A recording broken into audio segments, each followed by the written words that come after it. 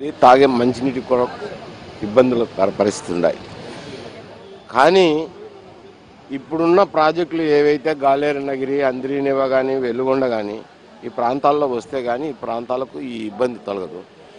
ఇవి ప్రాజెక్టులు రావాలా అనంటే ఇప్పుడున్న పరిస్థితి బ్రిజేష్ కుమార్ ట్రిబ్యునల్ తర్వాత తీర్పు తర్వాత వచ్చిన విపత్కర పరిస్థితుల నుంచి గట్టెక్కాలనంటే పోలవరం ప్రాజెక్టు ఒకటి పూర్తి చేస్తేనే ఈ పరిస్థితి నుంచి గట్టెక్కచ్చు. కానీ పోలవరం ప్రాజెక్టు జాతీయ ప్రాజెక్టుగా కేంద్ర ప్రభుత్వం గుర్తించినప్పుడు కేంద్ర ప్రభుత్వం మీద ఒత్తిడి చేసి దానికి నిధులు కేటాయించుకొని ఈ ప్రాజెక్టు త్వరలో పూర్తి అయ్యేటట్టు చూడాలి. కానీ దీన్ని నీరు గార్చే విధంగా పట్టుసీమ తీసుకురావడము అని అంటే కేవలం స్వలాభం కోసమే ఈ పట్టుసీమను తెచ్చినట్టుంది. కానీ అటు గోదావరి జిల్లాలు కానీ, కృష్ణా జిల్లా కానీ, రాయలసీమ జిల్లాలు కానీ ఈ ప్రాజెక్టు వద్దయా పోలవరం పూర్తి చేయమని అందరూ ఏకోన్ముఖంగా కోరుతున్నప్పుడు ప్రభుత్వం మొండిగా వ్యవహరించడం ఏమంటే కేవలం కాంట్రాక్టర్లకు మేలు చేసేదానికి స్వలాభం కోసమే చేస్తున్నారు. కాబట్టి నిర్ద్వందంగా ఈ పట్టుసీమను రద్దు చేసి ఈ పోలవరం త్వరలో పూర్తి చేయాలనేది డిమాండ్ చేస్తున్నాం.